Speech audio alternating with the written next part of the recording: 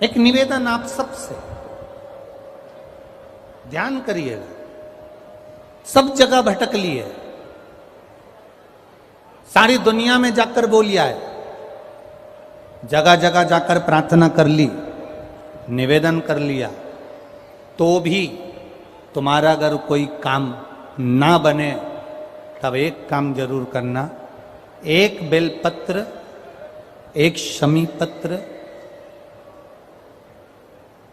एक कनेर का फूल देवाधिदेव महादेव को प्रत्येक प्रदोष के दिन शिवजी को जल चढ़ाकर समर्पित करना प्रारंभ कर दो। 2 या 3 प्रदोष निकलेगी, मेरा देवाधिदेव महादेव तुम्हारी झोली खुशियों से भर देगा निश्चित। एक बेलपत्र, एक शमी पत्र और एक कनेर का पुष्प भगवान शिव को प्रदोष की प्रदोष बाबा देवाधिदेव महादेव को जल चढ़ाकर देना प्रारंभ।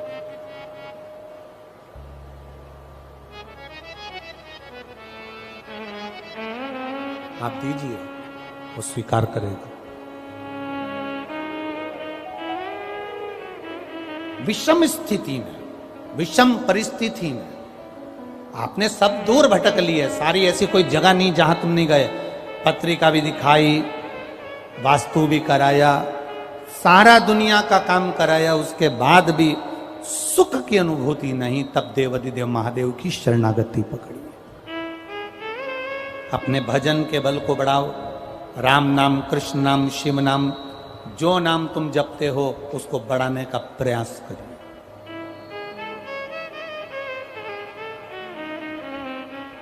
उस भजन के बल को बढ़ाने का प्रयास करिए। चंद्रदेव, अब तुम शिव के पास जाओ। चंद्रदेव भगवान शंकर के धाम कैलाश पर पहुंच गए, जहां पर भगवान शिव तो तप साधना में लीन थे। चंद्रदेव को मेरे भोलेनाथ जी ने देखा भी नहीं, क्योंकि वो अपनी तप साधना में लगे थे, भजन में लगे थे, अपनी तप साधना में लीन थे, ध्यान नहीं दिया। अब एक बात ध्यान रखेंगे, शिवजी का पशुपति व्रत करा, सोमवार का व्रत करा, प्रदोष का व्रत करा, सावन के सोमवार करे, उसके बाद भी भोलेनाथ जी नहीं सुने, तो ये मत सोचना कि मैं भोलेनाथ जी का पशुपति व्रत नहीं करूंगी, अब मैं सावन के व्रत नहीं करूंगी, अब मैं भगवान की पूजन नहीं करूंगी, अब मैं शंकर जी के मंदिर में जाकर 1 लोटा जल नहीं चढ़ाऊंगी। ये कभी मत सोचना, बल्कि ये सोचना कि मैंने जो आराधना करी, मैंने जो पूजन करी, मैंने जो व्रत करा, मैंने जो तप साधना करी, हो सकता है उसमें कोई कमी रह गई हो, इसलिए दूसरी बार करूंगी, तब मेरा महादेव मेरी मनोरथ पूर्ण जरूर करेगा। ये निश्चितता के साथ, एक प्रबल विश्वास के साथ, एक प्रबल भरोसे के साथ, एक प्रबल दृढ़ता के साथ मेरे को करना। चंद्रदेव को देवाधिदेव महादेव ने नहीं देखा,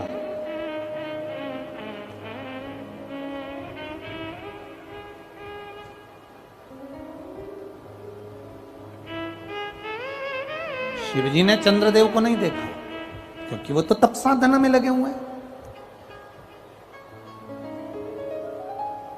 कोई तुमसे आकर कह दे कि शंकर भगवान को 50 किलो दूध चढ़ाओगे तो शंकर भगवान प्रसन्न होंगे, तो समझ लेना कि पक्का झूठ बोल रहा है। क्योंकि शिव महापुराण की कथा कहती है, गौ माता का एक छोटी सी चम्मच से भी आधा चम्मच, आधी चम्मच का भी आधा चम्मच, एक बूंद दूध भी गौ माता का, देसी गाय का जल में मिलाकर अगर शिवजी को समर्पित कर दोगे तो मेरा महादेव प्रसन्न हो जाता है। यह जरूरी नहीं कि 50 लीटर चढ़ाओगे, 100 लीटर चढ़ाओगे, 51 लीटर चढ़ाओगे, 108 लीटर चढ़ाओगे तो महादेव प्रसन्न होगा। ना ना ना, शंकर भगवान को रिझाने के लिए तुमको बहुत कीमती शिला की जरूरत नहीं पड़ती। भगवान शंकर को रिझाने के लिए बहुत कीमती पत्थर पाषाण की जरूरत नहीं पड़ती। भगवान शंकर को रिझाने के लिए सोने के आभूषण की जरूरत नहीं पड़ती। भगवान शंकर को रिझाने के लिए तो तुम किसी भी बगीचे की एक मुट्ठी मिट्टी को उठा लो, उसको उसन लो और उसका शिवलिंग बनाकर पूजन कर लो। मेरा महादेव 12 ज्योतिर्लिंग के बराबर स्वीकार कर लेता है। बड़े उसके जैसा दुनिया में कोई दयालु नहीं होगा मेरे शिव जैसा, बहुत बहुत। अच्छा, सबसे ज्यादा आनंद आता है ना हरतालिका तीज के दिन। तुम देख लो, भगवान भला करे ऐसो आनंद आए। इतनी बड़ी थाली में केला के पत्ते के ऊपर बालू रेत का शंकर जी बनाए और पूरे मोहल्ले की माताएं थाली भर भर के सामान लाए और ऐसी पल्लू ले लेके माताएं ककड़ी, भुट्टा, नरियल सब शंकर जी पे, बेल पत्ती, पत्ता पत्ती, धतूरा, सारा सामान शंकर जी पे और सब सामान।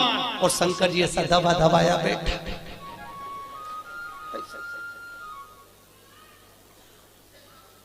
पार्वती जी बोली हटाऊं क्या? शंकर जी बोले धरे रहने दे, अब तो सुबह 4 बजे हटेगा। और ये पूरी रात भजन गाती फिरे, तांबा का हंडा तातो धरो पानी। शंकर जी बोले रहने दे, सुबह से लेकर शाम तक में 25 बार नहा दी। बैठ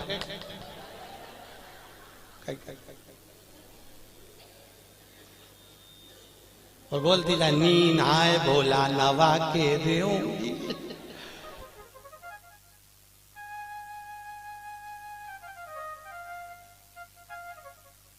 इससे ज्यादा आनंद आवे तो कावड़ यात्रा में तुम देखना, और ऐसी भीड़ और लोग कावड़ ले लेके और भगवान पे जो गंगा जल फेंके। जो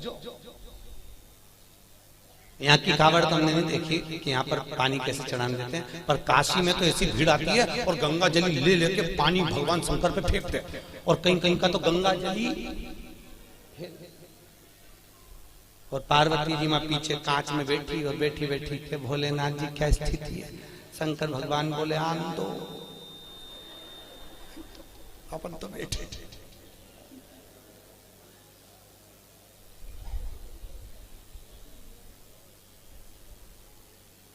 बहुत दूर से आए, बहुत। और आनंद इतना रहे ना हरतालिका तीज के दिन माताएं दो सुबेरे से लेके 12:30 बजे तक बहुत अच्छी दिखती है। सुबह से दोपहर के 12:30 बजे तक, 12:30 के बाद तो पलंग पे मिलती पट्टा बांध के।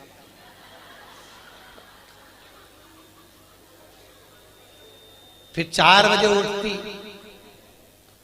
फिर जाके नहा के बाल, तो भी मुंह पे स्माइल बिल्कुल नहीं रहे। बेचारी ऐसी रहे जैसे मरी हत्या।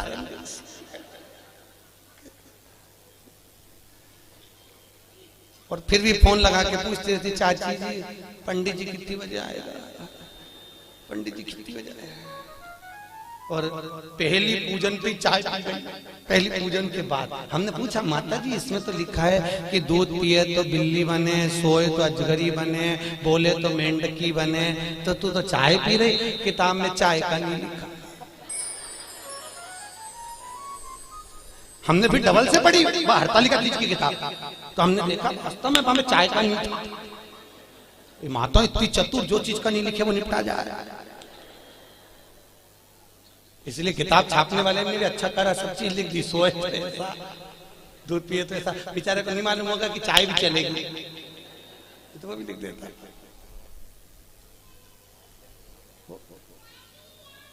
महाराज शिव करुणा सागर, उसके बराबर दुनिया में कोई करुणा नहीं कर सकता। राम जी की सेवा में तो ये भी चाहिए वो भी चाहिए, और कृष्ण की सेवा में भी ये चाहिए वो चाहिए, और शंकर की सेवा में तो पानी चढ़ाओ तो ठीक है, नहीं चढ़ाओ तो ठीक है, नहीं तो यहाँ तो शास्त्र कह रहा है मुझे कुछ भी प्रिय नहीं है। शिव कहते हैं मुझे केवल एक प्रिय है और वो सत्य प्रिय है, इसलिए सत्यम शिवम सुंदरम। मुझे सत्य दीजिए। इसलिए जो मर जाता है उसको तोप के ले जाते हैं तो चिल्ला चिल्ला के जाते, राम नाम सत्य है।